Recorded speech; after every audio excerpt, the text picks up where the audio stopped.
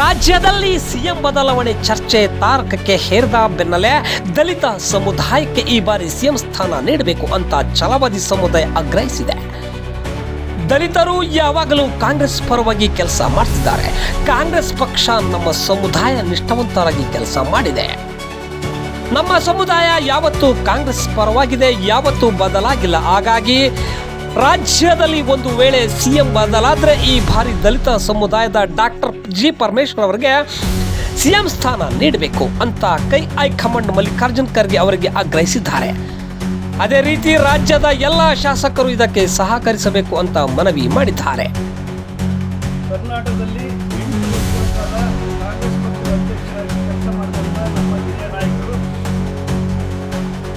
ಜನಾಂಗದ ಹೆಮ್ಮೆಯ ನಾಯಕರಾದಂಥ doctor G Parameshwar ಅವರು ಸರ್ಕಾರದ ಸೇವೆಯಿಂದ ಪ್ರಾಮಾಣಿಕವಾಗಿ ಕಾಂಗ್ರೆಸ್ ಪಕ್ಷದ ನಿಷ್ಠಾವಂತರಾಗಿ ನಾವು ಈ ಸಮುದಾಯ 90% 100% ಕಾಂಗ್ರೆಸ್ ಸರ್ಕಾರಕ್ಕೆ ನಾವು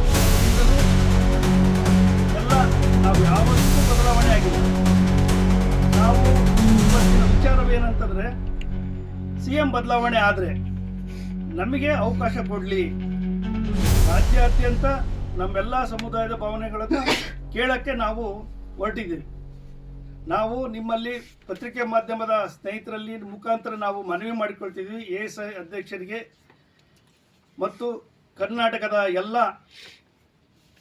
ಕಾಂಗ್ರೆಸ್ ನಾಯಕರಿಗೂ ಅಧ್ಯಕ್ಷರಿಗೂ, ಸಿಎಂ ಬದಲಾವಣೆ ಏನಾದರೆ ದಯಮಾಡಿ ನಾವು ನಮ್ಮ ಸಮಾಜಕ್ಕೆ ಸಿಎಂ ಅವಕಾಶವನ್ನು ಮಾಡಿ, ನಮ್ಮ ಸಮಾಜದ ಋಣವನ್ನು ನಾವು ಕಾಂಗ್ರೆಸ್ ಪಕ್ಷಕ್ಕೆ ಕೊಟ್ಟಂಥ ಇದನ್ನ ಅವಕಾಶವನ್ನು ನಮಗೆ ಸಹಕಾರ ಮಾಡಬೇಕು ಅಂತ ನಾನು ಈ ಮೂಲಕ ನಿಮ್ಮಲ್ಲಿ ಮನವಿ ಮಾಡಿಕೊಳ್ತೇನೆ. ದಯಮಾಡಿ ಪತ್ರಿಕೆ ಮಾಧ್ಯಮರು